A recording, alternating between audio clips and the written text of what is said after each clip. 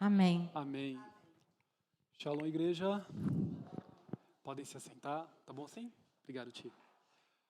Bom, é uma honra poder estar aqui com vocês, podendo ministrar dessa palavra nesta manhã, que é uma palavra particularmente muito especial para mim, né? Nós, esse ano, estamos resgatando as festas bíblicas e não apenas resgatando, eu tenho entendido que o Senhor tem alargando o nosso entendimento acerca delas, aprofundando o nosso entendimento acerca delas, acerca da pessoa de Jesus nas festas e como elas podem ser relevantes no nosso contexto atual, né? Nós estamos acostumados a celebrar as três principais festas, né? Que é a Páscoa, o Tabernáculos e o Pentecostes, mas na palavra são 7 festas bíblicas, né? Quando Deus cita e diz que são estatuto perpétuo para nós, ele cita as 3 que a gente comemora com mais frequência, mas ele cita as outras 4 também, né? E cada uma delas tem um lugar no coração de Deus e uma intenção do coração de Deus para conosco, né? Em cada uma dessas festas ele tem uma intenção de bênção, uma intenção de memorial, de orientação, de firmeza, né? De perseverança para nós, e tem sido prazeroso aprender mais e aprofundar o nosso conhecimento. E hoje nós vamos falar um pouquinho, na verdade, de 2 festas em sequência. Agora a gente tem 3 festas em sequência, né? Crente gosta de festa, então a gente vai ter 3 festas num período de 3 semanas, né? Nós celebramos hoje, que inclusive no calendário judaico é hoje mesmo que é celebrado o Yom Teruah. Na semana que vem, a gente tem o Yom Kippur, e por fim, daqui 3 semanas, nós temos a festa de tabernáculos, que a irmã Rony falou agora há pouco aqui, né? Que a gente vai ter alguns cultos durante a semana, e no final de semana estaremos lá com os nossos irmãos no seminário, lá no congresso. Então, Deus ele tem uma intenção para que cada uma dessas festas seja também como um passo, né? Então, não vou me alongar muito sobre o contexto, eu vou falar mais rapidamente agora sobre o Yom Teruah. Vocês estão vendo aí, eu fiz uma apresentaçãozinha de slides hoje.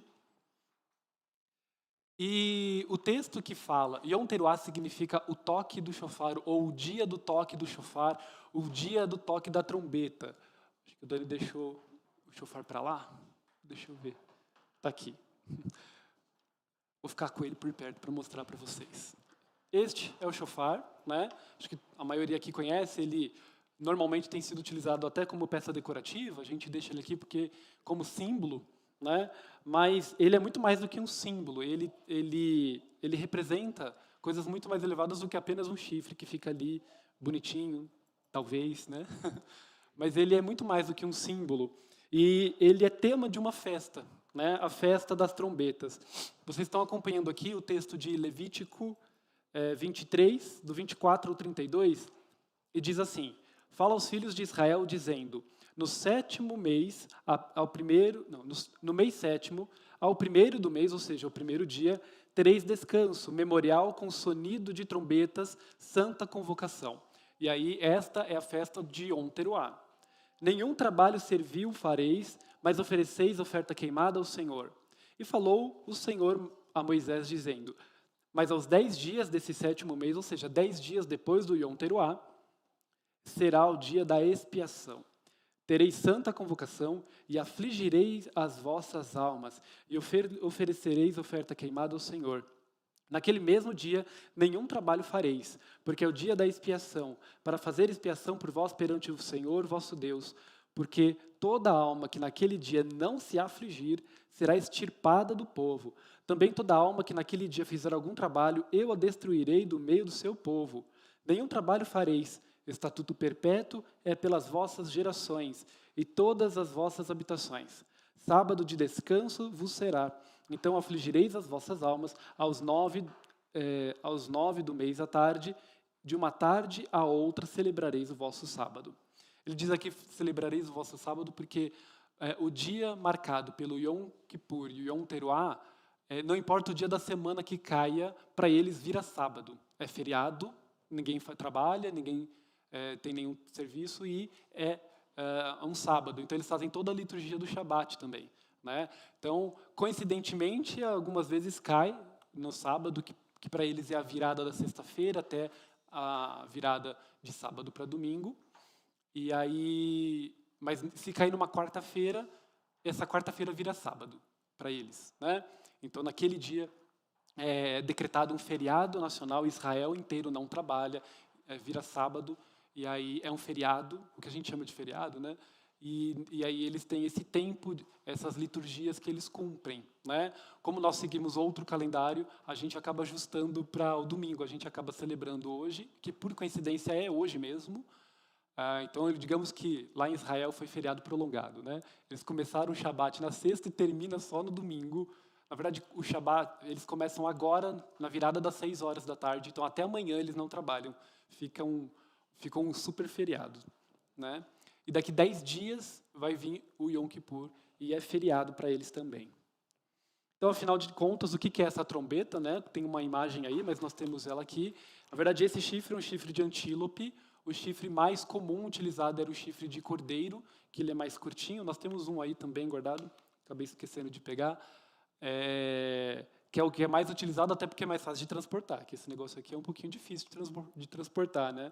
E aí este é a trombeta que eles utilizavam, um dos formatos de trombeta, né? Normalmente, então, a trombeta é esse chofar, um chifre de carneiro ou de antílope ou de algum outro animal, símbolo muito importante para Deus. E teruá é o nome de um dos toques do chofar. São vários toques, são 3 principais e alguns derivados. Né? Daqui a pouco, quando a gente finalizar a ministração, né, e conforme é orientado na palavra, né, no dia do toque do chofar, então o chofar vai ser tocado neste toque, o toque de teruá, que é composto por 9 toques curtos, né? O Dani, no finalzinho da administração, vai tocar esse toque para a gente. Estava brincando com ele, porque é costume entre os judeus que durante a festa de Yom Teruah toque o shofar 100 vezes. E cada toque são 9 toques, né? Então, eu falei, Dani, vai treinando aí. Para o ano que vem, né? Porque para esse ano acho que já é tarde para treinar. Baita fisioterapia respiratória, né? Falei, um toquezinho vai ser o suficiente, né? Hoje. E aí, eu trago aqui Gênesis 22, 13. Então levantou Abraão seus olhos e olhou, e eis um carneiro detrás dele, travado pelos seus chifres no mato. E foi Abraão, e tomou o carneiro, e ofereceu um holocausto em lugar do seu filho. Então, o carneiro ele tem um símbolo muito importante do povo de Deus, e no nosso povo também. Né? Nós somos o povo de Deus também. Então, ele tem esse símbolo importante, desde Abraão, quando Deus mandou que ele sacrificasse o seu filho. Não foi qualquer animal que Deus colocou ali para substituir o filho de Abraão, mas foi logo um carneiro, um cordeiro, né? E esse cordeiro estava amarrado pelos chifres. É pelo chifre que ele estava ali atado à função que ele ia ser, a função que ele ia representar ali. Né? Ele estava preso pelos chifres. Então, o chifre de carneiro ele tem um símbolo muito importante para o povo da Bíblia, para nós, né? Espiritualmente falando. Em alguns casos também a palavra diz que tinham trombetas de prata. Então eram trombetas de prata que eram utilizadas em algumas das liturgias. Então a gente vê, agora eu vou começar a trabalhar com vocês, para que serve esse toque de trombeta? Né? A gente tem algumas funções biblicamente, por que eles utilizavam o shofar em determinados momentos. Então, segundo Números 10, 1 a 2, falou mais ao Senhor a Moisés, dizendo, faze-te 2 trombetas de prata, de obra batida as farás, e elas te servirão para a convocação da congregação, para a partida dos arraiais. Levíticos 23, memorial com sonido de trombetas, santa convocação. Em Isaías 27, 13, e será naquele dia que tocará uma grande trombeta, e os que andavam perdidos pela terra da Síria, e os que foram desterrados para a terra do Egito, tornarão a vir e adorarão ao Senhor no Monte Santo de Jerusalém. Então, a primeira função que esse toque do shofar tinha era uma função de santa convocação. Então, no início de cada liturgia, no Shabat, nas festas bíblicas, quando o rei ou o sacerdote tinha que chamar o povo, ele utilizava este toque para chamar. Então, isso aqui servia de alerta para chamar, para convocar o povo todo. Né? O toque dele é bem alto, é um toque que, se bem feito, ele alcança uma grande área, né? Uma área geográfica, alguns quilômetros de distância. Então, é um toque que é ouvido em vários, por várias direções, então era utilizado como convocação, né? O próximo exemplo aqui é quando ele era utilizado para batalha. Números 10, versículo 9. E quando na vossa terra sairdes a pelejar contra o inimigo que vos oprime, também tocareis as trombetas, retinindo, e perante o Senhor vosso Deus haverá lembrança de vós, e sereis salvos dos vossos inimigos. 1 Samuel 13, 3, 4. E Jonatas feriu a arguição dos filisteus, que estava em Gibeá, e os filisteus ouviram, pelo que Saul tocou a trombeta por toda a terra, dizendo: ouçam os hebreus. Então toda a terra de Israel ouviu dizer: Saul feriu a guarnição dos filisteus, e também Israel se fez abominável aos filisteus. Então o povo foi convocado para junto de Saul em Gilgal. Então aqui a gente vê dois exemplos em que se tocava o chofar para poder chamar o povo para a guerra. Né? Saul chamou ali o povo para ir para Gilgal para a guerra. Né? Então era uma convocação para a guerra. Dependendo dos toques, os toques do chofar eles também davam comandos. Então era comando de reúnam-se no fronte da batalha. Tinha um toque para recolher, recuar, um toque para a direita, um toque para a esquerda, sei lá, não conheço todos os toques, mas existem toques específicos ou a junção de toques passavam mensagens durante a batalha. Então esse daqui também era um instrumento de guiar o povo, guiar os soldados no meio da batalha. Amém? O próximo, o toque da trombeta em Números 10, 10. Semelhantemente, no dia da vossa alegria e nas vossas solenidades, e nos princípios dos vossos meses, também tocarei as trombetas sobre os vossos holocaustos, sobre os vossos sacrifícios pacíficos, e vos serão por memorial perante o vosso Deus. Eu, o Senhor, sou o vosso Deus. Então aqui a gente vê um exemplo do chofar sendo tocado no início de novos ciclos. Né? Ele coloca aqui no princípio dos meses. Então toda vez que o mês tocava-se a trombeta. Nós também temos na virada do ano. Né? Aqui, hoje, né, há mais ou menos 2.500 anos, foi estabelecido este momento como também o Ano Novo Cívico em Israel.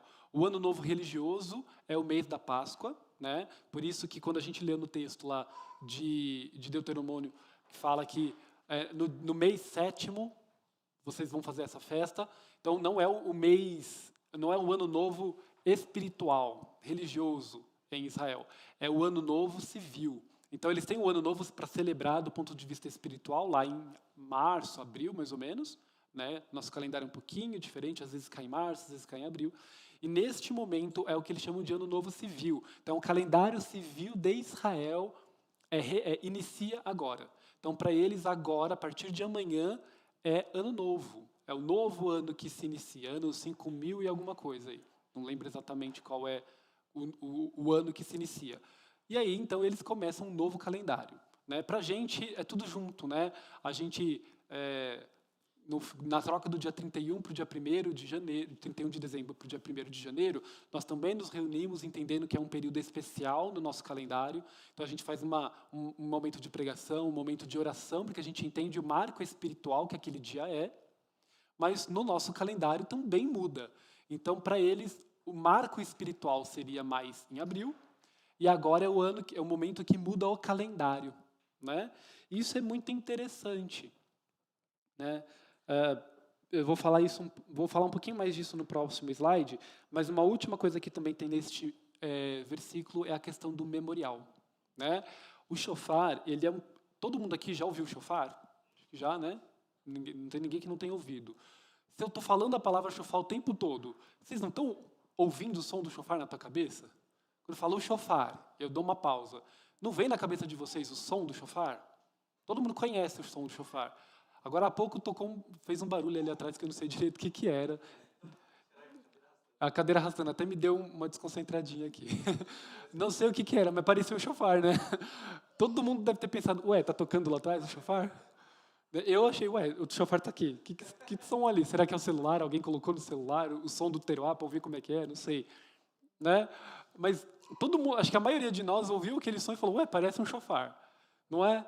Porque é um som conhecido para a gente. Por quê? Porque ele toca nos momentos solenes, ele toca nos momentos que é para chamar atenção. Falar nisso, acho que eu vou pedir para o Dani ficar aqui durante as pregações, né? Sabe aquela estratégia do pregador que quando vê que tem alguém com um pouquinho de sono, alguém dando aquela pescadinha, ele fala: agora vire para o seu irmão e diga.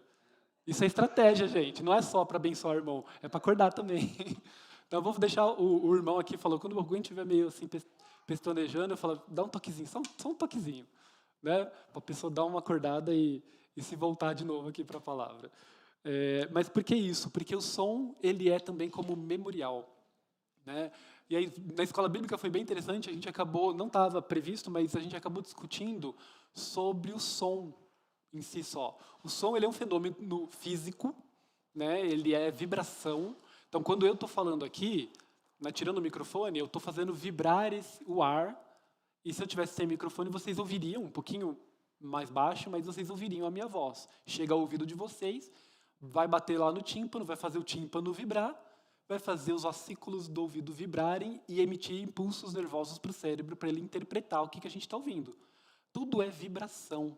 Então, quando a gente toca o shofar, o som dele faz o ar vibrar e faz o nosso corpo vibrar, porque nós somos matéria, 70% água, inclusive. Então, de certa forma, o toque do shofar faz o nosso corpo ressoar com ele, faz o nosso corpo vibrar com ele, né? E o nosso corpo ele é muito influenciado por isso. Não sei quanto de vocês percebem. Hoje eu percebi porque eu estava com o Bernardo no colo, e aí o Dani estava empolgado aqui na bateria, e aí o Bernardo se empolga junto, e ele vai no ritmo da bateria, gente, é sensacional.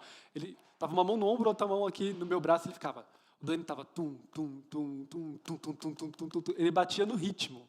É impressionante, né? Porque o nosso corpo ele foi criado para adorar em comunhão, para se envolver com o som. Por quê? Porque o nosso corpo vibra com o som.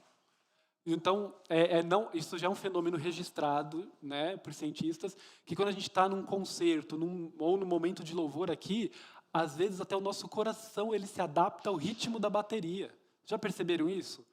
Naquele momento, quando o beco estava batendo assim, eu parei para observar e percebi que o meu coração ele estava batendo num ritmo próximo ao da bateria. É impressionante como o nosso corpo ele se adequa, porque nós somos todos matéria e a gente vibra junto com o som. Então, quando o shofar toca, não é só uma memória auditiva que a gente tem. A gente ouviu aquele toque e eu decorei, meu cérebro decorou que 9 toques é o som do teruá, que significa isso. Não, conforme a gente vai ouvindo várias vezes, e vai experimentando ele várias vezes, o nosso corpo, de vibrar junto com o shofar, ele entende o que está acontecendo. Né? Teruá, vou até abrir aqui o significado de cada um dos... Eu não coloquei no slide, eu vou ler para vocês, irmãos. O significado de cada um dos toques. E o significado do teruá, o Dani me mandou hoje de manhã, a gente estava conversando, deixa eu ver se eu acho aqui. Aqui. O segundo som do shofar, teruá, é uma combinação de 9 sons curtos que nos chama a despertar do sonho e as reflexões profundas de nossas vidas diante do Senhor.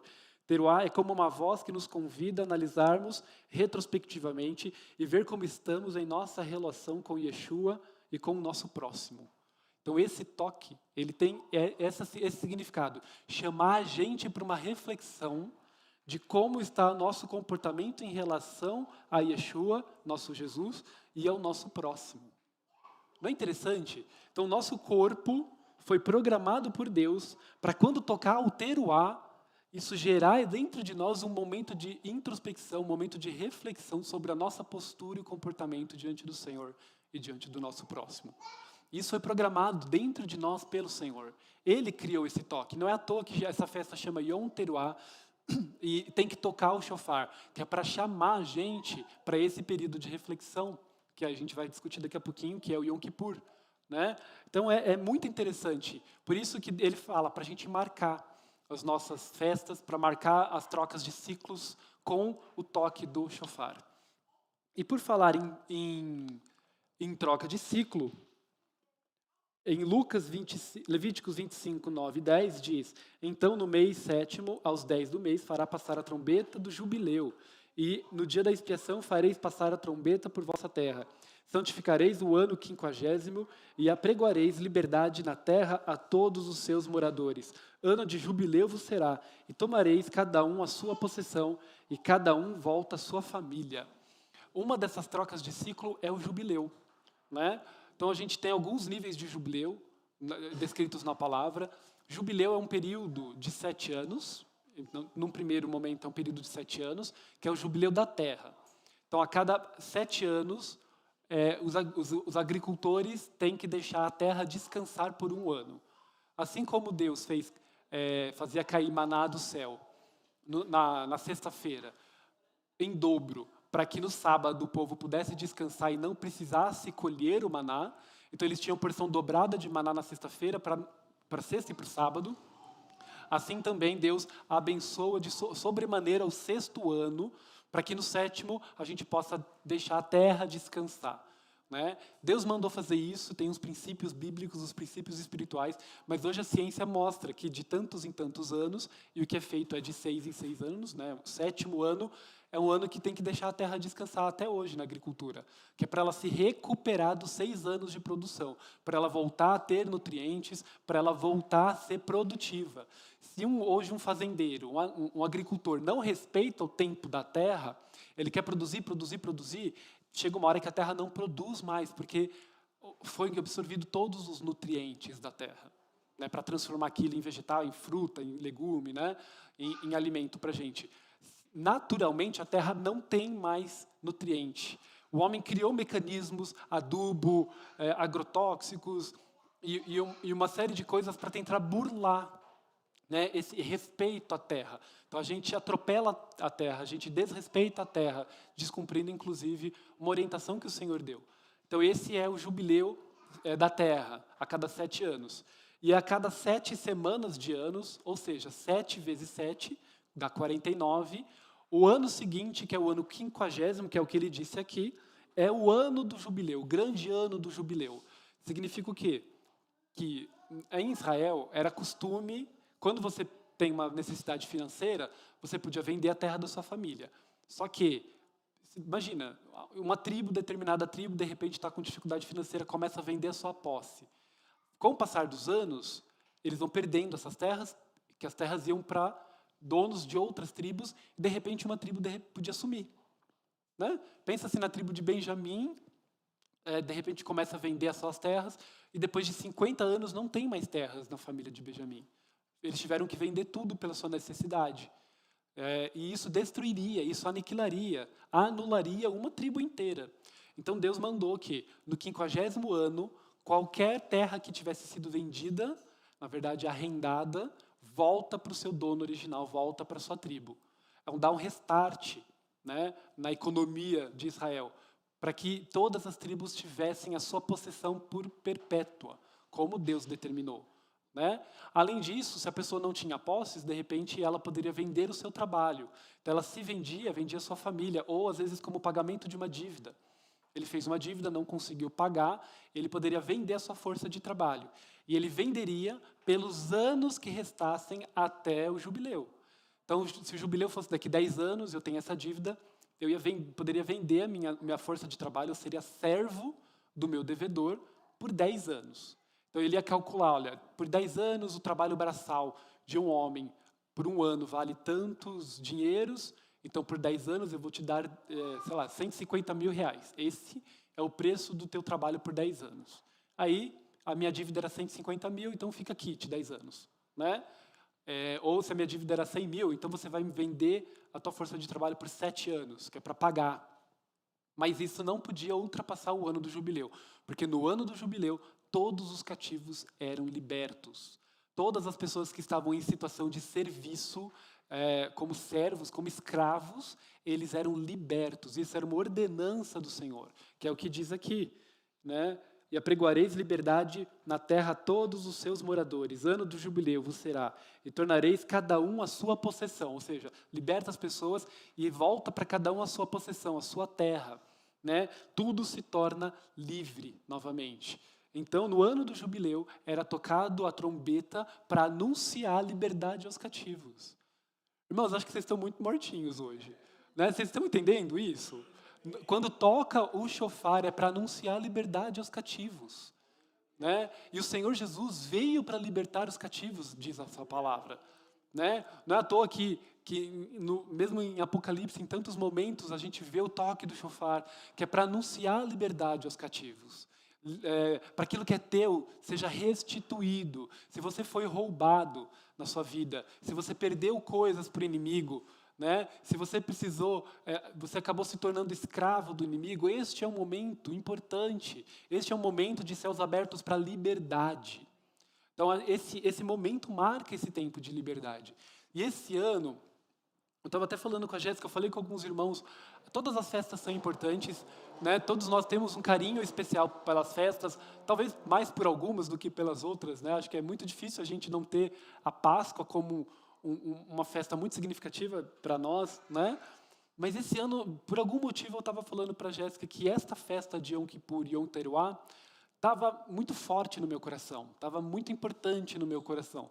Ela virou e falou, é claro que tá, esse é o ano do jubileu. Nós estamos vivendo o ano do jubileu. Então, hoje à tarde, quando der 6 horas, que vai trocar o ano de fato, é às 6 da tarde que vira o ano, nós estaremos finalizando o 50º ano, o ano do jubileu. Então, este ano foi um ano de libertação, um ano de liberdade aos cativos, um ano de restituição, né? E também um ano de viver das reservas, porque foi o 7º ano. Lembra que o jubileu são 7 semanas de 7? Também foi um ano de viver das reservas. Alguns de nós passaram por dificuldades, tiveram que, de repente, gastar suas economias. Foi um ano que talvez tenha tido algumas dificuldades. Mas, glória a Deus, porque Ele proveu antes. O Senhor provê antes o maná para que no sábado pudesse descansar. Né? Deus fala, descansa. Mas Ele não poderia dizer, descansa, mas eu não tenho nada, Senhor. Mas Ele dá antes, para que a gente, de fato, possa descansar nele. Né? Então, esse ano não é só... hoje, quando falamos de Yom Teruah, não é só um Shabat judeu. Não é só um período de 7 anos. É um período também do jubileu de 50 anos. Então, é um ano assim, é um ano em que eu creio que os céus estão abertos de forma especial, né, para que haja liberdade, para que haja restituição, para que haja cura, né? Porque Deus estabeleceu esses marcos, não foi a gente, não foram os judeus que estabeleceram o calendário. Deus estabeleceu esses tempos para que a gente pudesse ser abençoado se a gente aprender a se mover por eles. Então, este é um ano muito especial para que aquela luta difícil que a gente tinha, aquele pecado difícil de vencer, aquela prisão espiritual que a gente enxergava como difícil de transpor, aquela barreira, aquele limite que a gente entendia como difícil de transpor, este é o momento. Claro que nós, depois que nós recebemos nosso Senhor Jesus Cristo e Ele cumpriu a lei, nós podemos acessar isso diariamente. Amém? Nós podemos orar ao Senhor, nós podemos ser libertos diariamente. Ele abriu, Ele rasgou o véu para que a gente pudesse ter acesso à presença do Senhor ininterruptamente. Nós podemos orar todos os dias, nós podemos adorar face a face o nosso Deus todos os dias. Não tem mais um véu que separa nós da presença do Senhor. Mas ele tem ainda esses tempos em que ele derrama novas bênçãos. A gente canta música sobre novos tempos, a gente entende, né, que o Senhor tem tempos para as nossas vidas. Né? Então, este é um tempo do Senhor marcado para a nossa liberdade. Amém? E em Reis 1, 32 a 35 diz, e disse o rei Davi, chamai-me a Zadok, o sacerdote, e a Natã, o profeta, e Benaia, filho de Joaida. E eles entraram na presença do rei. E o rei lhes disse, tomai convosco vossos servos, os servos de vosso senhor, e fazei subir o meu filho a Salomão numa mula que é minha, e levai-o a Gion. E Zadok, o sacerdote, com Natã, o profeta, ali ungirão rei sobre Israel. Então tocareis a trombeta, e direis, viva o rei Salomão. Então subireis após ele, e virá, e se assentará no meu trono, e ele reinará em meu lugar, porque tenho ordenado que ele seja guia sobre Israel e sobre Judá. Então aqui a gente vê o toque do shofar no momento de coroação. Né? agora nós estamos passando por um período particular, né? Todo mundo está acompanhando ali as mudanças do trono inglês, né? A gente não tem rei, mas o rei, rainha mais próximo que a gente conhece físico assim, é a monarquia da Inglaterra, né? Depois que a rainha Elizabeth II faleceu, o rei Charles, né, foi coroado, mas vai ter uma cerimônia de coroação que acontece normalmente algumas semanas, alguns meses depois do início do reinado. E aí a gente já viu isso em filmes, né? Tenho certeza que todo mundo aqui já viu séries, filmes medievais ou até desenhos, né? E quando você pensa numa coroação, um rei entrando no recinto, qual é o som que vem na tua cabeça? Não é um sonzinho de trombeta? Você até consegue imaginar um mocinho assim, com uma trombeta de ouro, de prata, com uma bandeirinha pendurada, que é o estandarte da família real, né? Tocando. Tum, tururum, tum, tum, tum, tum, tum, tum, tum, tum, não é? Isso todo mundo imagina, porque no momento de coroação utiliza-se o toque da trombeta. E isso nasceu aqui, em Israel. Né? Utiliza-se o som da trombeta para anunciar que um novo rei está sendo coroado. Este é o seu novo rei. Né? Por isso que quando nós cantamos e quando nós sentimos a presença do Senhor, o pastor, a gente já começa assim, pega o chofar, Dani, está aqui. Toca a trombeta. Por quê? Porque estamos diante da presença do rei. E diante da presença do rei, o toque do chofar serve para chamar a atenção para o momento que estamos vivendo. Todo mundo para e presta atenção. Estamos diante da presença do rei. É um momento de solenidade. E o chofar, ele entra nesse momento para chamar a nossa atenção, para fazer que o nosso corpo vibre junto, para que a gente esteja em unidade para receber o rei. Amém? E aí, a gente falou aqui desses 5 tópicos em que se toca a trombeta. Toca-se a trombeta quando há santa convocação, quando há uma situação de guerra, de batalha. O início de um novo ciclo, um memorial para nós. O ano do jubileu, o ano da libertação dos cativos. E também numa coroação do rei. E o que isso lembra, irmãos? Isso lembra algum momento que nós vamos viver na história? Lembra o quê? Não lembra a vinda do nosso Senhor Jesus? Aquele momento que nós aguardamos ansiosamente, né?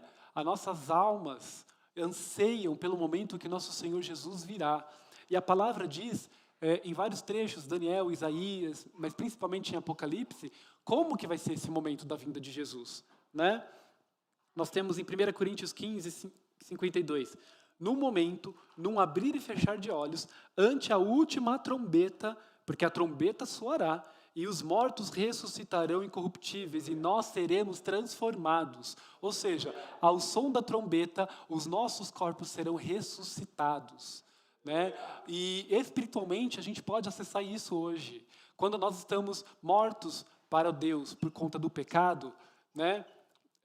Nós somos chamados pelo Senhor para a ressuscitação. Quando nós aceitamos nosso Senhor Jesus Cristo e falamos que com Ele entramos na sua vida eterna, nós somos resgatados. Nós éramos mortos e agora vivemos. Nova criatura somos. E aqui Deus está falando como isso vai acontecer no Apocalipse. Todas as pessoas que estavam mortas serão convocadas de volta à vida por meio do toque da trombeta. E Apocalipse 8, 2 e o versículo 7, a primeira parte diz: Eu vi os 7 anjos que estavam diante de Deus, e foram-lhes dadas 7 trombetas. E o primeiro anjo tocou a sua trombeta, e houve saraiva e fogo misturado com sangue, e foram lançadas na terra, e foram queimadas sua terça parte. Então aqui é a primeira das 7 trombetas que vão ser tocadas, 7 trombetas dadas aos 7 anjos. Aqui é só a primeira delas, né? Depois, se você quiser continuar a leitura aí, a partir de Apocalipse 8, nós vemos até quase o finalzinho de Apocalipse, quando toca a última trombeta, né? Mas cada trombeta marca um período do Apocalipse. Marca um castigo para a terra, uma praga, mas também marca o momento que Jesus Cristo virá. Né? 1 Tessalonicenses 4 diz, 4:16 a 17, porque o mesmo Senhor descerá do céu, e com a trombeta de Deus, depois nós, os que ficamos vivos, seremos arrebatados juntamente com eles nas nuvens, e ao encontrar o Senhor nos ares, e assim estaremos sempre com o Senhor. Aleluia. Irmão, quando tocar a trombeta no grande dia, se estivermos mortos, ressuscitaremos para a glória do Senhor. Mas se estivermos vivos, como ele diz aqui, aqueles que não foram mortos, aqueles que estão vivos, serão chamados para encontrar o nosso Jesus nos ares. Aleluia! Então, irmãos, mantenha o seu ouvido aberto, porque quando tocar a trombeta do Senhor, chegou o tempo de encontrar Ele nos ares. Você não consegue imaginar essa cena, irmãos? Você está ali num dia e de repente chegou o momento e toca a trombeta. Toca a trombeta e o Senhor vem descendo e Ele nos conclamará, nos arrebatará para que subamos e encontremos Ele nos ares. Finalmente, o momento em que nossa alma aguarda, o momento em que nós aguardamos, vai chegar e nós vamos estar unidos novamente ao nosso Deus. Estaremos unidos de uma vez por todas, para toda a eternidade, com o nosso Deus. E tudo isso será determinado com um toque de uma trombeta. Amém. Mateus 24, 30, 31. Então aparecerá no céu o sinal do Filho do Homem, e ele enviará os seus anjos com rijo clamor de trombeta, os quais ajuntarão os seus escolhidos dentre os quatro ventos, de uma a outra extremidade dos céus. Ele vai chamar todo mundo para si, por meio de um toque de trombeta. Né? E aí, irmãos, por isso que um dos enfoques de hoje nós precisamos manter os nossos ouvidos abertos para o toque da trombeta. E eu creio que é por isso que o Senhor Jesus, por isso que Deus nos coloca como estatuto perpétuo a festa do Yom Teruah. Porque os nossos ouvidos precisam estar acostumados com isso aqui. Esse é o toque utilizado para o Senhor para nos chamar para perto numa santa convocação. É este o toque que Ele utiliza para nos convocar para a guerra. Né, para guiar a gente em meio à guerra. Quando a gente está no meio de uma batalha difícil, Ele usa o toque do shofar para nos guiar o que nós devemos fazer. É hora de recuar, é hora de avançar com ousadia. Né? É o ano do jubileu, quando Ele nos chama para a liberdade. É quando Ele toca para nós recebermos o Rei, recebermos com toda a honra o nosso Rei. Né? Então, os nossos ouvidos precisam estar aguçados espiritualmente. Eu não estou falando só do toque físico. Né? A palavra diz que essas festas são só sombra daquilo que virá. Mas, como ainda não veio, as festas servem para nos acostumar, para que a gente esteja habituado, para que a gente esteja atento, para quando esse grande dia chegar, nós não sejamos pegos de surpresa. Né? E por que isso é tão importante? Né? Porque, assim como Amós 4:12 diz, prepara-te, Israel, para encontrares com o teu Deus. Você quer encontrar o Senhor nos ares, quando tocar a trombeta? Então prepara-te. Precisamos estar preparados. No Mateus 14:17, de então começou Jesus a pregar, arrependei-vos, porque é chegado o reino dos céus. Então a gente precisa se arrepender. Né? É muito interessante quando Deus coloca, acho que eu tenho um dos textos está aqui. Isso, está aqui. Porque esse contexto fala muito sobre o Apocalipse. Este contexto fala muito sobre a vinda de Jesus. No Apocalipse 2:5, aqui são trechos das cartas às igrejas. Nós somos as igrejas do Senhor. Essas cartas são para a gente. Lembra-te, pois, de onde caíste, e arrepende-te, e pratica as primeiras obras. Quando não, brevemente a te virei, e tirarei do lugar o seu castiçal, se não te arrependeres. Então, é um chamado para o arrependimento. O Yom Teruah, o toque do teruá, lembra que eu falei que o toque do teruá ele tem esse sentido de chamar a gente para uma reflexão? Por quê? Porque é momento de se arrepender. O Yom Teruá ele é um marco para que a gente se lembre de arrepender. Glória a Deus, o véu está rasgado pelo nosso Senhor Jesus e nós podemos acessá-lo por meio do perdão, do arrependimento todos os dias. Mas a gente lembra de pedir perdão todos os dias? A gente lembra de deitar na nossa cama e falar... nominar cada pecado cometido no dia, um por um? Ou a gente faz que nem a pastora costuma dizer nas pregações, que a gente às vezes, eu gosto de falar isso, né, pastor? Né? A gente às vezes peca no varejo, mas quer pedir perdão no atacado. Né? Você pecou o dia inteiro, aí chega a noite, Deus me abençoa, livre de todos os pecados, amém. Vai dormir, porque eu estou cansado. Né? Estou ensinando a Lili a orar, e aí a gente sempre ensina o Pai Nosso primeiro, né? Porque ele é completo. Aí ela aprendeu, ficou bonitinha. Agora ela está assim. Pai nosso que está no céu. Eu falei, calma. Se eu não estou ouvindo, mas Deus ouve, Pai. Deus entende. Eu não estou entendendo nada, mas Deus está entendendo, Pai. Ela é muito esperta. Deus entende, filha. Ele entende, mas Ele não quer só ouvir tua voz. Ele quer o teu coração. Você está orando de coração? Você está mesmo entendendo o que você está dizendo? Você está sentindo o que você está dizendo? Né? O texto diz... do Yom Kippur, aquele que não afligir a sua alma será extirpado do povo. Por quê? Porque aquele que não afligia sua alma em arrependimento não tem acesso ao Senhor. Só mediante o arrependimento. Deus nos abriu o caminho, mas nós acessamos esse caminho por meio do arrependimento. Né? Nós aceitamos nosso Senhor Jesus Cristo, mas isso precisa ter frutos do nosso arrependimento, senão a gente perde a salvação. A palavra diz que a gente tem que cuidar da salvação, a gente tem que aprimorar a nossa salvação, porque senão a gente perde. Se você não se arrepender, você vai deixando todos os pecados ali, voltando, né? Você não se livra deles e você continua pecando, e aí você uma hora vai deixar de pedir perdão. Uma hora você vai deixar de se arrepender. Você vai deixar isso de lado. Essa é a iniquidade. Quando aquele pecado está arraigado no teu sangue, nos seus ossos. E aí você para de pedir perdão, para de se arrepender e para de acessar o Senhor. Ele é santo. Ele é santo. Ele não pode habitar onde há pecado, onde não há santidade. Né? Então, quando nós estamos em pecado e não nos importamos com isso, nós deixamos de acessar a presença do Senhor. E nós perdemos a nossa salvação. Então, é um momento de arrependimento. Apocalipse 3, 2 e 3. Sê vigilante e confirma os restantes que estavam para morrer, porque não achei as tuas obras perfeitas diante de Deus. Lembra-te do que tens recebido e ouvido, e guarda-o, e arrepende-te. Se não vigiares, virei sobre ti como um ladrão, e não saberás a hora sobre ti virei. Esse versículo eu acho ele muito interessante. Primeiro que ele fala, confirma os restantes que estavam para morrer, ou seja, salva-te, mas prega. Porque quem está para morrer, as outras pessoas também precisam de resgate. Então também é nosso papel chamar os irmãos ao arrependimento.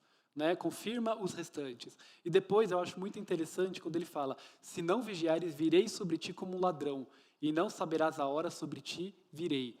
Toda vez que a gente vê essa alegoria do ladrão, em vários outros trechos da Bíblia, ele fala, eu virei como ladrão, e eu virei como ladrão. Né? E a gente canta sobre isso, às vezes tem música sobre isso, prega-se sobre isso, mas eu confesso que dentro do meu coração sempre pensei, por que Deus fala que ele vai vir que nem um ladrão? Porque Deus é gentil, Deus não abre a porta do nosso coração no pontapé e entra assim do nada. Ele bate a porta e a gente precisa abrir. Então por que ele diz, venho como ladrão?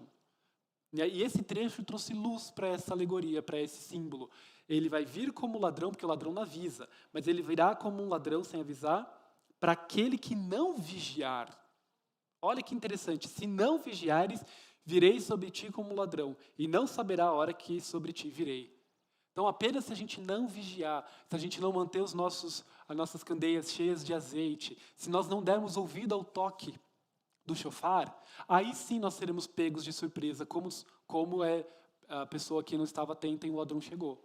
Mas se nós estivermos atentos, nós não seremos pegos de surpresa. Nós estaremos preparados, estaremos vigiando e não seremos pegos de surpresa. Por isso ele fala, vigia. Se vigiares, não serão pegos de surpresa, irmãos. Então Deus vai vir de sopetão só para quem não tiver com o ouvido aberto ao toque do shofar. Só para quem não tiver preparado. E o preparo é por meio do arrependimento. Né? Então, estejamos preparados para o Senhor e de ouvidos abertos. Apocalipse 3, 11. Eis que venho sem demora, guarda o que tens, para que ninguém tome a tua coroa. E Apocalipse 3,18. Aconselho que de mim compres ouro provado no fogo, para que te enriqueças, e roupas brancas para que te vistas, e não apareça a vergonha da tua nudez, e unja os teus olhos com colírio, para que vejas. Então a gente já falou sobre estar com os ouvidos abertos para ouvir. Agora Deus fala para que a gente se achegue a Ele, para ungir os nossos olhos, para que vejamos, para que a gente mantenha as nossas roupas brancas, puras, de santidade, para que a minha roupa está suja, Senhor, troca a minha roupa e me ajuda a mantê-las imaculadas. Ou seja, em arrependimento eu peço perdão, sou perdoado e o Senhor vem e troca as nossas vestes por vestes de santidade. Mas agora eu preciso mantê-las brancas. Eu não posso voltar a me sujar o tempo todo. Né? Quando Deus vier, Ele vai resgatar aquele que tem vestes brancas. Ele troca, glória a Deus. Nós podemos pedir misericórdia do Senhor todos os dias. Isso foi nos comprado com preço de sangue. Mas nós precisamos continuar pedindo, nós precisamos continuar nos arrependendo. Todos os dias pecamos, então todos os dias precisamos de arrependimento. E assim, nós chegamos a gente está falando de arrependimento, a gente está falando de vigilância, de temor e de mudança. Estamos falando de Yom Kippur, o dia da expiação. Então, quando vem o Yom Teruah, que é a festa que a gente celebra hoje, ela serve para uma única e exclusiva função: preparar a gente para o Yom Kippur. Né? Eu sei que em Israel se celebra o Ano Novo, eles comem maçã com mel, que a gente vai fazer isso daqui a pouco, como um símbolo de desejo, um símbolo de suporte. Né? A maçã é um alimento rico em água e doce, né? Tanto que os suquinhos industrializados que a gente tem, está sempre lá. Suco misto de uva e maçã, suco misto de morango e maçã, porque a maçã ela tem muita glicose, frutose, na verdade. E então ela serve para adoçar, ela é doce. E aí a gente ainda bota um pouquinho de mel por cima, que a gente é formiga também. Né? Mas esse costume surgiu muito tempo depois, na verdade, entre os judeus europeus, né? Como um desejo de que a pessoa tenha um novo período, um novo ciclo bom e doce. Né? Mas, na verdade, na raiz da festa bíblica, se você pegar lá o Antigo Testamento e as celebrações vistas no Novo Testamento, a raiz da festa bíblica do Yom Teruah é simplesmente preparar a gente para a expiação. Preparar o povo para o dia da expiação, para o dia do perdão, como é conhecido também. Então, esse dia de hoje, a gente vai celebrar, aqui a pastora falou, é festa, uhul. Tá, é uma festa. Nós vamos celebrar o novo ciclo que estamos entrando no Senhor, porque nós confiamos no Senhor que esse ciclo será bom. Mas é um tempo de chamar a gente para afligir a nossa alma. Né? Esse período que vem entre o Yom Teruah e o Yom Kippur é conhecido entre os judeus como os 10 dias terríveis. Por quê? Porque é responsabilidade de cada um afligir a sua alma em arrependimento. Então, esses próximos 10 dias, ore ao Senhor. É um dia de passar a régua. É um dia de fazer arrependimento e pedir perdão no varejo mesmo. Né? Um por um, nomear. Põe numa lista, compra um caderninho. Pega um papel, escreve no computador, no notas do celular, sei lá. Escreve. Não precisa ninguém ler, só você. Escreve os seus pecados, nomeie os seus pecados. Olha, Senhor, eu pequei assim, aquele dia eu fiz isso. Né? Se você não se lembra, ore ao Senhor, peça para que Ele sonde o seu coração, para que trazer à memória os seus pecados, para que você peça perdão e acesse a libertação mesmo. Né? A liberdade ela vem por meio do arrependimento, mas você precisa ter consciência do arrependimento. Não basta falar só, Deus me perdoa todos os meus pecados. Nomeie os pecados. Do ponto de vista fisiológico, cognitivo, isso é muito importante, porque quando você nomeia, o seu cérebro entende que aquele comportamento especificamente deve ser evitado. E você vai afligir a tua alma. Então você vai relacionar aquele pecado com um sentimento de tristeza, um sentimento de arrependimento profundo. E isso muda o nosso cérebro, gente. Isso amolda o nosso cérebro. Isso condiciona o nosso cérebro a evitar aquela situação que nos fez sofrer. Né? Se o nosso pecado ainda está relacionado a uma sensação de prazer, o nosso cérebro humano vai buscar esse prazer de novo. Né? Vamos combinar, tem alguns pecados que geram prazer físico, né? Geram prazer humano. A gente fala, por exemplo, um pecado que é mais fácil de falar de púlpito, gula. Né? Mas vamos combinar, comer um bolo, dá vontade de comer um bolo inteiro de vez em quando. Dá vontade, né? Porque é gostoso pra caramba, gera endorfinas, gera uma sensação de prazer gostosa no nosso corpo. Então a gente relaciona alguns pecados a sensações de prazer. Então agora a gente precisa aprender, por isso que Deus diz, aflige a sua alma. Quando você estiver se arrependendo, lembra desse pecado para gerar uma memória negativa com esse pecado. E aí o nosso cérebro ele vai querer evitar esse sentimento. O cérebro ele tenta evitar o sofrimento. Então se você vincular aquele pecado a uma sensação de tristeza, de arrependimento profundo, o nosso cérebro automaticamente vai começar a evitar. É isso que a gente fala, que Deus fala para a gente que a gente se amolde nossa mente à mente de Cristo e não nos amoldemos de acordo com o mundo. Né? Então a gente tem que modelar nossa mente cognitivamente falando, do ponto de vista neurofísico. Né? A gente tem que amoldar o nosso cérebro determinando que a gente não peque. Né? E isso é importante. Então é por isso que Deus coloca esses marcos. Uma vez por ano, Ele chama o povo para fazer essa remodulação cerebral. Né? A modular o nosso cérebro para ter nojo, para não ter desejo mais pelo pecado. E esse é um momento específico. Então, pega um papel. Eu peguei também uma lista de motivos de arrependimento, né? Uma pauta de oração. Tem 2 páginas. Eu vou alterar um pouquinho, mexer em algumas coisinhas, e se os irmãos quiserem, eu posso passar. Arrependimentos que vão desde arrependimentos individuais, arrependimentos coletivos, arrependimento pela igreja, arrependimento pela nossa nação, né? Uma pauta de oração de arrependimento para a gente fazer essa semana. Então, não se preocupe se você se sentir triste um pouco essa semana, porque você precisa sentir esse arrependimento de verdade, né? Para que a gente possa, de fato, ser libertos de uma vez por todas. Por isso que eles chamam esses 10 dias como os 10 dias terríveis, porque a gente aflige a nossa alma. É difícil, às vezes, ter que encarar aquele pecado que está ali, que gera prazer. É difícil, né? A gente está acostumado a ver pregações que falam que encarar o pecado só vai trazer alegria. Ele vai trazer alegria quando a libertação acontecer de fato. E ela vai acontecer em nome de Jesus. Deus criou todo um mecanismo para isso. O sangue de Jesus foi vertido para isso. Mas antes do pecado ser perdoado, antes da libertação acontecer, a gente precisa se arrepender. E se arrepender não necessariamente é gostosinho. Se arrepender, aquele momento de arrependimento é difícil. Olha para Jesus. Jesus no Getsemane chegou a suar sangue quando começou a vir sobre os seus ombros o peso do pecado de toda a humanidade. Ele sofreu de verdade pelo nosso pecado. Não foi só figurativamente. Jesus Cristo sofreu a maior agonia de todos os tempos, que só Ele podia suportar. Um centésimo do que Ele suportou, eu teria morrido. Só Ele, que era santo, incorruptível, poderia ter suportado esse peso. E Ele chorou. Ele suou sangue, ele sofreu, ele sentiu a sensação de abandono, quando ele diz, Pai, por que você me abandonou? Ele sentiu, porque se o pecado da humanidade naquele instante estava sobre ele, Deus é incompatível com o pecado. E Jesus Cristo sentiu a sensação de distanciamento do Pai, pela primeira vez e única na sua existência. Ele falou, Pai, você me abandonou, por que você me abandonou? Ele sentiu esse sofrimento. Isso realmente afligiu a alma de Jesus Cristo.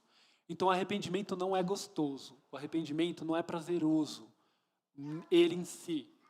Mas acredite, irmão, depois que a gente se arrepende de verdade e é liberto do pecado, esse sentimento dá lugar a um sentimento de alívio, de respirar novamente, tirar um peso das nossas costas. Aí vem o tempo de celebrar. Aí vem mesmo o tempo de Sucote, um tempo em que a gente celebra a presença de Cristo que tabernaculou em nosso meio.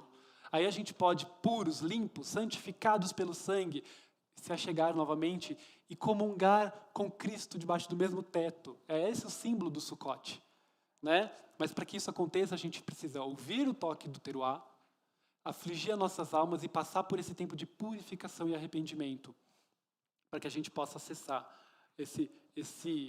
essa ampla liberdade. Tem só esse slide do Yom Kippur, porque a gente acabou já falando um pouquinho antes.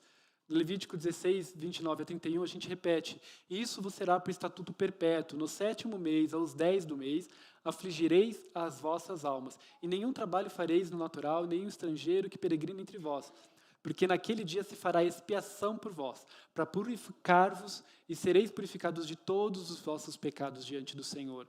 É um sábado de descanso e afligirei as vossas almas. Isso é estatuto perpétuo. E em Isaías diz, mas as vossas iniquidades fazem separação de vós e o vosso Deus, e os vossos pecados encobrem o seu rosto de vós, para que não vos ouça. Então esse dia é um dia que os judeus eles pegavam um cordeiro perfeito e sacrificavam, e eles pegavam 2 bodes, um bode era sacrificado, e o outro era o bode expiatório. Essa expressão tão comum nos nossos dias. O sacerdote, ele orava, ele se arrependia pelos pecados da nação, e simbolicamente ele juntava em si todos os pecados da nação. Por isso que Jesus Cristo foi o sumo sacerdote, porque ele trouxe para si todos os pecados, e ele impunha a mão colocava a mão sobre a cabeça do bode e imputava os pecados da nação sobre o bode. Por isso que chama o bode expiatório, aquele que levou a culpa por todo mundo, né? Então assim, Jesus Cristo foi o cordeiro que tira o pecado do mundo. Então nós podemos acessar o perdão por meio de Jesus Cristo. mas nós precisamos continuar imputando os nossos pecados sobre ele. Porque senão, toda a humanidade, conhecendo Jesus ou não, aceitando Jesus ou não, teria sido salva já, concordam? Se a palavra diz que ele morreu por toda a humanidade, parece, e inclusive tem gente que prega dessa forma, que todo mundo, independentemente se arrependeu ou não, está salvo no Senhor. Porque ele morreu por todo mundo, mas não é isso que diz a palavra. A palavra diz que nós precisamos reconhecê-lo como o nosso Senhor, e tem esse passo, que nós precisamos imputar o nosso pecado por Jesus. Quando a gente fala aceito Jesus, eu não estou aceitando a pessoa dele porque ele é bonitinho. Não, estou aceitando ele como cordeiro de sacrifício. Eu estou aceitando ele como meu bode expiatório. Então eu preciso erguer as minhas mãos e imputar o meu pecado sobre Jesus. Então quando a gente ora em arrependimento, a gente não fala, estou lançando sobre a cruz. A gente tem os chavões gospel, né? Os chavões bíblicos. É bíblico, não está errado. Mas é que a gente utiliza às vezes sem saber a profundidade disso. Quando a gente fala, lançai sobre Cristo os nossos pecados, lançai sobre a cruz os nossos pecados, é disso que a gente está falando. A gente está impondo a nossa mão em Cristo, dizendo, esse pecado não é mais meu, é de Cristo. Mas Cristo já morreu e ressuscitou para a eterna luz. Então, quando ele morre, ele está cumprindo a morte que era nossa. E quando ele ressuscita, nós ressuscitamos com ele para a sua maravilhosa luz. Amém? Nós podemos acessar isso todos os dias. Nós não precisamos esperar o Yom Teruah, o Yom Kippur para acessar isso, irmãos. Nós podemos acessar isso todos os dias. Mas esse momento é um momento escolhido por Deus para marcar. Se você não fez isso o ano inteiro, faça hoje. Faça nesse momento. Nós vamos orar, nós vamos ministrar. Se você quiser colocar diante do Senhor algum pecado, para começar esse trabalho, ou se você ainda não se sente preparado, mas você quer, venha diante do Senhor e fala, Deus, sonda o meu coração e traz à tona, na minha mente, os meus pecados, para que eu possa pedir perdão, para que eu possa me arrepender. E durante os próximos 10 dias, na verdade, os próximos 7 dias, até domingo que vem, faça esse momento. Tenha um momento diário de oração de arrependimento. Separe um tempo, não 5 minutos, separa meia hora por dia. Separa meia hora por dia para orar. Ah, mas eu acho que eu já orei tudo. No dia seguinte, ora de novo. As mesmas coisas. O Senhor vai trazendo a sua memória. De um dia para o outro, Ele vai trazer à sua memória outras coisas, eu tenho certeza. Mas, gente, passa a régua. Deixa o passado para trás. Imputa de uma vez por todas esses pecados no Cordeiro que tira o pecado do mundo. E, né, aproveita esse momento de céus abertos para vencer aquela batalha que está difícil de vencer. Para coroar Jesus Cristo como teu rei na sua vida de uma vez por todas. Para ter esse momento de preparação para o Yom Kippur, que é a semana que vem. E na semana que vem, quando nós estivermos aqui reunidos, nós podemos finalizar esse momento com um arrependimento, com uma coisa coletiva, né? Para aquilo, de repente, aquele pecado que você está com dificuldade de orar sozinho, aquele pecado que está difícil de vencer e de você nomear sozinho, traga aqui na semana que vem. Nós podemos fazer um momento de oração, nós podemos ter auxílio uns dos outros, né? Pede para o ministro, ora por mim porque eu estou com dificuldade, né? Nós podemos orar juntos, como corpo, para podermos vencer esses pecados, para podermos acessar a liberdade em Cristo, de uma vez por todas. Amém? É isso, meus irmãos. Aqui eu tinha alguns slides de como a gente comemora, mas acabei falando aqui, nesse momento, né? Nós não precisamos sacrificar mais o cordeiro, porque ele já foi sacrificado e rasgou o véu para que pudéssemos ter acesso ao Senhor todos os dias. E o que nós fazemos é simplesmente entender esses tempos como marcos, como memoriais na nossa vida. Quando tocar o shofar, receba esse som como um memorial do dia que o Senhor te chamou para a liberdade. E semana que vem nós tocaremos novamente, como o momento em que os escravos são libertos e as posses retornam para os seus verdadeiros donos, assim como Deus determinou. Amém? Nós vamos ministrar ao Senhor agora e vamos permitir que o Senhor ministre aos nossos corações também. Se você quiser, venha à frente ou curve a sua fronte, ore ao Senhor pedindo para que Ele traga, né? E o Dani, eu vou passar o shofar para o Dani, para que ele faça o toque. Abra o teu coração e a tua mente nesse momento. Este é o momento que Deus disse. Naquele dia, vocês tocarão o shofar, né? Para chamar o povo como santa convocação para o momento de arrependimento que se inicia hoje. Amém?